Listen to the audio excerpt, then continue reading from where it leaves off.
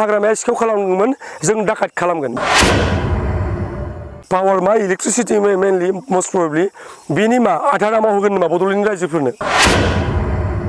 international minded माने highly educated over educated बिथां प्रमद बर' साहेबनि सरकारा बेखौ क्लियार खालामनानै होथों 50% डिसकाउन्ट होगोन नामा टटेल बड'लेण्डनो आरो बे पर्बतझरानि मानसिफोरनो रायजोफोरनो फ्रियाव होगोन नामा थांनाय 5 इयाराव सरकार दानायनिफ्राय बुंगासिनो हाग्रामा महिलारि बिथांखौ नोंथांमोन जेराव दैथायहरगोन जों नेगासिनो दङमोन माला दैथायहरगोन होननानै मानो दैथायहरासै प्रमद बर' नोंथां बिथांनिफ्राय 5 किल'मिटारबो नङा बे जायगाया बिथांनि गारिजों साइरेन होनाय गारिजों 5 मिनिटाव सफैगोन बिथाङा बे दालांखौ दिनैसिम मावासै आं एम अख्रां बर' आङो गोबाव सम रिप्लाइ होगोन ना होआ सानदोंमोन माने जायफोर मानसिया मुला आरो गाजरनि जेबो डिफारेन्स मिन्थिया जायफोर मानसिया दै होबाथाय गाइखेर जासियो बेफोर मानसिजों मा सावरायनो होननानै आं एसे सिरि दंथ'योमोन थार्मेल पावार प्रजेक्टना मा होनोमोनथाय बे पर्बतझरायाव जानो गोनाङा क'क्राझार पर्बतझरा बिनि सोमोन्दै आङो नैबे भिडिअखौ आङो माबादों नोंथांमोनखौ लिंहरनानै आरोखि माने जेला बिनि अपोज जागासिनो दङ दा रायजोफोरा अपोज खालामगासिनो बे मोनसे नर्मेल बाथ्रा जेरावबो जाखायो अपोजा बेखौ गाज्रि मोननाबो लाब गैया दा बाथ्राया मा जादों बर' फिसाफोर जोंना दस्रा बाथ्रा खिन्थु बर'ना मोनसे आलदा मोनसे जारिमिन दङ बर'फोरना मोनसे स्ट्रागलनि जारिमिन आरो बेसेबांबा मानसि रोजा मानसि थैनानै दिनै जों जा एसे सिनायथि फोथांना लाखिनो हादों जा एसे जौगादों बेखौ जों ओरैनो मोनाखै बेखायनो जोंना एसे इमोसन सेन्टिमेन्टआ एसे आलदा जायो दा मा जादों पर्बतझरायाव जा UPPLनि जा पावार थार्मेल प्रजेक्ट ना मा आं माबाबावना दङ आरोखि आदानि ग्रुपनि होनायनि बाथ्रा दा बाथ्राया जों साननैसो सिगां खौरां लाहैदोंमोन बिथांमोनखौ दा बिनि उनाव एसे जोंबो प्रेस मिट होबाय बिदिनो एसे माबा जाबाय आरोखि दावरावथ' नङा गाज्रि दावराव नङा एसे डिसकासन जाबाय थिग दङ दा जों खावलायदोंमोन जाय सरकारा बर' हारिनि थांनाय थैनाय थामोनथाय राव हारि हारिमु मानसिफोरनि जिखिनि जायफोर माने मा होनो बेखौ बेसिक निड राइट्स बेफोरखौ लानानै दिनै सरकार दाफैदों बिथांमोना प्रमद बर' बिथां दैदेननायाव थांनाय 2011-12 ना 13 आं बावबाय बिनिफ्राय सुरु खालामफिननानै बड'लेण्ड मुभमेन्ट दिनै फैदों सामहाव आरो बिथांमोननि स्ट्रागलानो बेनोमोन हाग्रामा महिलारिखौ बिथांखौ अपोज खालामनानै बिथांनि जायफोर मिस रुल होनना बुंदों बिथांमोना बे मिस रुलखौ अपोज खालामनानै बिथांमोना दिनै माबायाव फैदों सरकाराव फैदों आरो बे सरकाराव फैनायनि माबाखौ बयबो मिथिगौ आङो बुंबाथाय दा बिथांमोना सानगोन हाग्रामानि मानसि होननानै नाथाय हाग्रामाया सोर होननानै आं सोङो दाबो आं दिनैबो सोंगोन गाबोनबो सोंगोन आरोखि सोंबाय थागोन आं हाग्रामाया सोर होननानै दा बाथ्राया मा जादों मिस रुल बे मिस रुलखौ अपोज खालामना बिथांमोना फैदों लिलि हटेलनि पलिटिक्सनिफ्राय सा 11 जन नामा देरहानानै जेराव प्रि पल एलायन्स गैयामोन बिजेपिजों बिनि उनावबो मा खालामनानै बिथांमोना सरकार दादों जों बेफोरखौ दा सावरायथ'ला उनाव नांगौबा सावरायगोन जोङो वाटएभार दा फैदों माबायावहाय मेन पइन्टआव जुदि नायबाय थादों आरोखि सेलाफोराबो बुङो गुरुआनो बिदियाव सेलाफोरा बिदि बुंखागोन ना जेब्लानो पर्बतझरानि बे UPPLनि जा पावार थार्मेल प्रजेक्ट आदानि होनो गोनां बिनि बेरेखा खालामो अब्लानो हाग्रामा महिलारि बिथाङा बहाबा चिराङाव बेसेबां बिगा हा होनाय बहाबा कुमारिकाटा बाक्सा डिस्ट्रिक्ट दानि तामुलपुर बेसेबां बिगा हा होनाय बे बाथ्राखौ लाबोयो दा बाथ्राया मा जादों ओरैबायदि जादों माने हाग्रामाया सिखाव खालामगोन जों डाकात खालामगोन बिदि नामा बाथ्राया मा बाथ्रा बेलाय जुदि हाग्रामाया गोरोन्थि मावदोंमोन माथो सिमान जाखाबाय थादों दा हाग्रामाखौ नायगासिनो हाग्रामाया गोरोन्थि मावदोंमोनबा सेम गोरोन्थिखौ मानो मावनो थांगासिनो जोंथ' बेखौसो कुइसन खालामदों मानो सेम गोरोन्थि मावनो थांगासिनो आरो आं जि एसे स्टाडि खालामबाय बे जे हा होनाया चिरांनियानो जा बाबा रामदेबनो होनाया बेखौ सरकारा गोसोबाथाय लाफिननो हायो आं मिथिनायाव बिराद गिदिर जि माबा नङा आरोखि एसे एनै प्रब्लेम जागोन नाथाय सरकारा लाफिननो हायो गोसो खालामबाथाय मानो लाफिनाखै एथ'ग्राब जुदि हाग्रामाया गोरोन्थि मावदोंमोन मानो लाफिनाखै प्रमद बर'आ एथ' स्ट्रं सासे गोरों मानसिजों बुंफुंनाय बिथांनि सरकार बिथाङानो अत्यासार गोरों मानसिखा सासे इन्टारनेसनेल माइन्डेड इन्टारनेसनेल लेभेलनि लिडार बिथाङा मानो लाफिनाखै बिथाङा बे हाखौ माबा मोनसे माबा खालामनानै बेखौ खालामनो गारनानै मानो एगेन बिथाङा 3600 बिगा ना माबा हाखौ बतझरायाव जाय 6 शिडिउलनि बाथ्रा जों रायलायगासिनो जेराव जों राइट्सनि खोथा बुंगासिनो दङ बे हाखौ माने हरनो नागिरदों आरो मा जाहोन होगासिनो दङ मा रायजोआ मुलाम्फा जागोन बेखौथ' बुंनो हाया मानो बे बाथ्राखौ गाबोन क्लियार खालामनो हाया क्लियार खालामनानै होथों बिथां इन्टारनेशनेल माइन्डेड माने हाइलि इडुकेटेड अभार इडुकेटेड बिथां प्रमद बर' साहेबनि सरकारा बेखौ क्लियार खालामनानै होथों जे एपिडिसिएलनो जा पावार टार्बाइन प्रजेक्टनि जा आदानि बिथांनि जा प्रजेक्ट लानो नागिरदों बेखौ खालामबा बे सोरगिदिं रायजोआ मा मुलाम्फा जागोन एज आ होल बड'लेण्डआव मा मुलाम्फा जागोन ना बड'लेण्डआव माने जिखिनि जेसेबां माबा जागोन आरो बेहाय पावार मा इलेक्ट्रिसिटि मेनलि मस्ट प्रबेबलि बिनि मा आधा दामाव होगोन नामा बड'लेण्डनि रायजोफोरनो 50% डिसकाउन्ट होगोन नामा टटेल बड'लेण्डनो आरो बे बतझरानि मानसिफोरनो रायजोफोरनो फ्रियाव होगोन नामा बेफोरखौ क्लियार खालामनानै होथों ना आरो माबा 8-10 हाजार मानसि इमप्लयमेन्ट माने हाजिरा मावनाय स्टाइलनि खोथा बुंगासिनो दङ फाइनेल खालामबानो जायोना फाइनेल खालामनानै बुं गाबोन नोंथांमोननि सापर्टआव बुंगोन जोङो मा मुलाम्फा जागोन बेखौ नोंथांमोना क्लियारलि नोंथांमोननि माबायावहाय माबा खालाम डिक्लेयार खालाम बेखौ मा मुलाम्फा जागोन आरामाव लिर बुजाय मानसिखौ जोंखौबो बुजाय जों एगेन बुजायगोन बतझरानि मानसिखौ जे नोंथांमोना बेखिनि बेनिफिटआ जागोन नोंथांमोना मानो बेखौ खालामनो हायाखै बेखौ खालामनो गारना खालि हाग्रामाया ओरै खालामदों हा बेखौ बोना लाबोना बुङो सोरबा देरहासारा बहाबा बेसेबांबा बिगा माबा साहा बागान दङ मानोथ' हमाखै थांनाय 5 इयाराव सरकार दानायनिफ्राय बुंगासिनो हाग्रामा महिलारि बिथांखौ नोंथांमोन जेराव दैथायहरगोन जों नेगासिनो दङमोन माला दैथायहरगोन होननानै मानो दैथायहरासै नोंथांमोना बुंगासिनो दङमोन जाय माने मा होनो बेखौ माने प्रफेसार मोनसे समनि बिग्रायारिनो एनडिबिनि बिथां फेरेंगा बिथाङा बुंगासिनोमोन देरहासार बसुमतारी बिथांनि साहा बागानखौ मा खालामगोन बेखौ इभिक्सन खालामगोन होननानै नेगासिनो दङमोन जोङो अबाव दङ माला इभिक्ट खालामगोन होननानै खालामासै दिनैसिम मानो खालामासै खालामब्रा हाग्रामा बिथांखौबो जेराव दैथायहर देरहासार बसुमतारी बिथांनि हाखौबो जि साहा बागान दङ बेखौबो इभिक्सन खालामनानै नोंथांमोना बेखौ क्लियार खालामनानै रायजोनो मुलाम्फा होदो दा नोंथांमोना माबा मोनसे बुंबा हाग्रामानि ओरै 17 बोसोर मोनफ्रोमबो बुस्थु हाग्रामानि 17 बोसोर रिजायना नायोबाथ' जों दाबो रिजायाखै जेला रिजायो नोंथांमोनाथ' हाग्रामानि 5% जानो हाथ'नाय नङा बे 5 इयाराव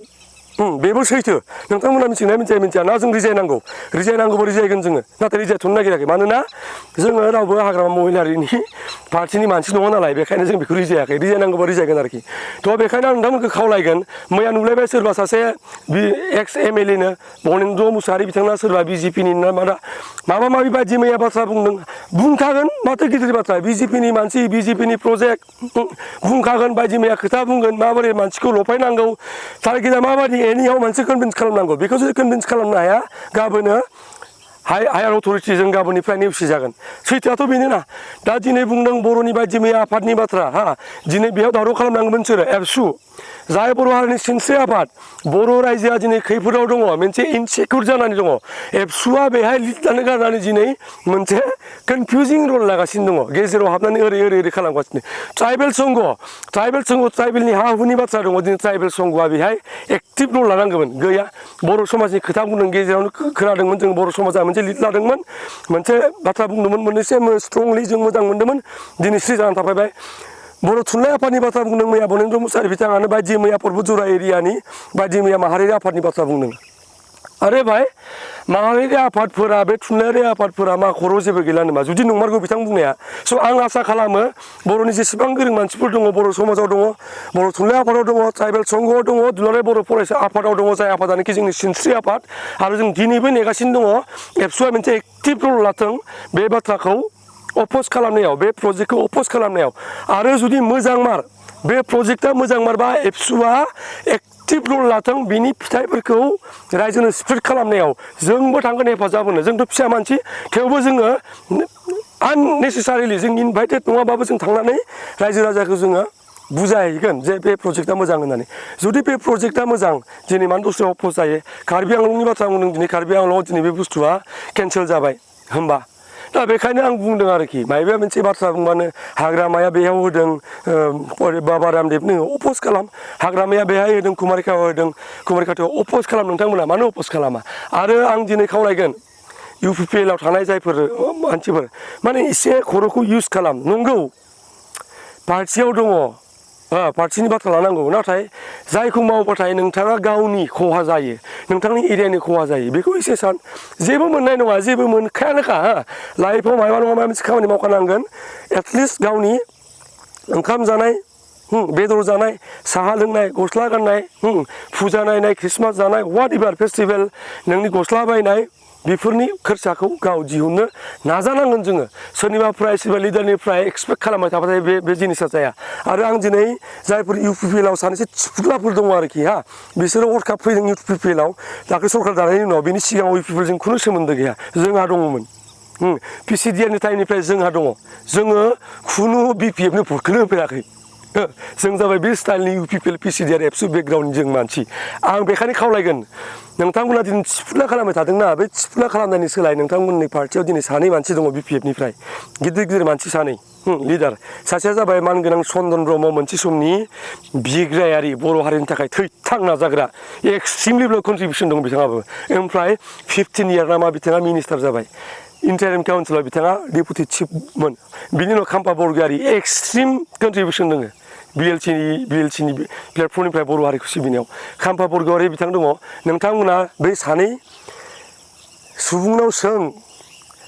स्पेसियेलि चिराङाव जाहा होदों बेहाय इन्टारनेल माबा एसे पलिटिक्स दङ ग्रेटार इन्टारेस्ट ट्राइबेलफोरनि थाखाय बेखौ जों खोनानायसो बाथ्रा जोंबो मिथिजोबा माब्लाबा जिरायनानै सोंलाय मानो थाखाय होनाय होननानै बाखि माबा माबि थाखागोन मा दङ मिथिया आं रावखौ मोजां होननानै बुङा एखे आंथ' बुंगासिनो दङना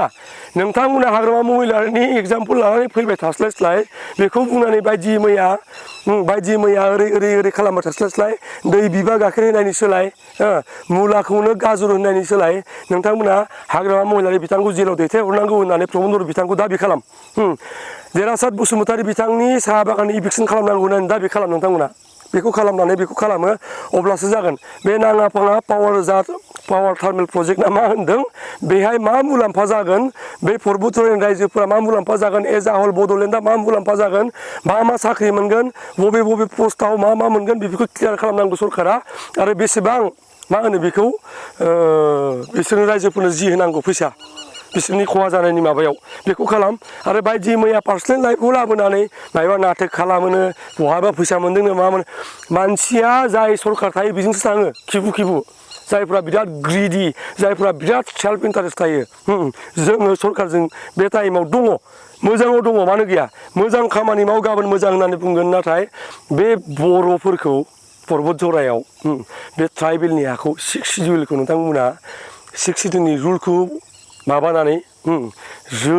जोदावनानै नोंथांमोना जि खालामनो नागिरदों बिनि बेरेखा जाबाय थागोन खालामबाय थागोन नांगौबा जेलाव सोयो बहाबा मा खालामबाय था नाथाय बिनि अफिसा जाबाय थागोन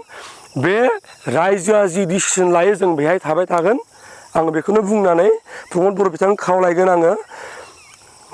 बिराद नोंथाङाबो गरिब फेमिलिनि मानसि बयबो मिथिगौ बिराद स्ट्रागलजों फैनाय नोंथाङाबो बानलु संख्रि बायनो मोनसे समाव फैसा गैयामोननो जों मिथिगौ जों नोंथांनि फारसे नोंथांनि जि स्ट्रागलमोन नोंथां बुंनाय लेखानो जोङो नोंथां UPPL PCDR नो भट होयोमोन दिनै नोंथाङा सामहाव एक्सिडेन्टेलि चिफ जानो हादों एसे मोजाङै सालाय जायगाखौ आं खावलायगोन नोंथांखौ आरो नै रायजोफोर आं बुंनाया मा बे दालां बे बायबाय आंनि गामि बे थांबाथाय बे नैखौ बारबानो बे जाबाय भुटान इन्ड' भुटान रड बे आरो हरै थांबाथाय UT रड होनो उदालगुरि टाउनफुर रड बेखौ बे दालाङा बायनाया दिनै बोसोरब्रै नामा जानानै थाबाय आं आगोल एसे बुंखांबाय आरो बे दालां बायनायनि उनाव बेसेबां जि कमिउनिकेसनाव प्रब्लेम जानानै दङ मानसिफोरा बेखौ माने वार्डजों फोरमायनो हाया ओमफ्राय नैबेखौ बे दालांखौ जोंनि गामिनि सेंग्राफोर जोंनि लकेलनि सेंग्राफोरा ज' जानानै बेखौ बानायदोंमोन बेसाराफोर माने खामानिबो बिदि गैया बेखौनो खालामनानै एसे एनै फैसा लायोमोन बिसोरो बेखौ बानायदोंमोन दाख्लै दै बानायाव बे बायबाय ओमफ्राय दा आं बेखौनो बुंदों प्रमद बर' नोंथां बिथांनिफ्राय 5 किल'मिटारबो नङा बे जायगाया बिथांनि गारिजों साइरेन होनाय गारिजों 5 मिनिटाव सफैगोन बिथाङा बे दालांखौ दिनैसिम मावासै ससे थांबाथाय बिथिं टाउनफुर कलेज दङ स्टुडेन्टफोरनि थाखाय बे ओरैबायदि हेल्पफुल मोनसे लामा आरोखि बिराद समबास बिथिं गिदिंना थांबाथाय more than 30 मिनिटनि मोनसे डिफारेन्स जुदि नों ओरैबो थाङो कुमारिखाता माबायाव स' बे मोनसे रडमोन बे गोलैना दङ आं बेखायनो बुंदों बेबायदि फिसा जेखौ नोंथांमोना खामानि होननानै साना बेफोरखौ माव बिटिआर एकर्डनि जा दफाफोर दङ बेखौ माव 60 कनस्टिटिउन्सि खालामनानै सेप्तेम्बर इलेक्सनखौ बानाय नोंथांमोना 60 कनस्टिटिउन्सि खालामनो गोनांमोन नालाय बेखौ खालाम बेफोराव माबा जायफोर प्रजेक्ट लाबोनो गोनां बेफोरखौ खालाम नाथाय बहा बिटिआर एकर्डआव गैयै बुस्थुखौ लाबोनानै मानसिखौ लफायबाय थादों 8-10 हाजार मानसिया साख्रि मोनगोन मा साख्रि मोनगोन बेखौ क्लियार खालामनांगौ आं बेखौनो खावलायबाय गोजोन्थों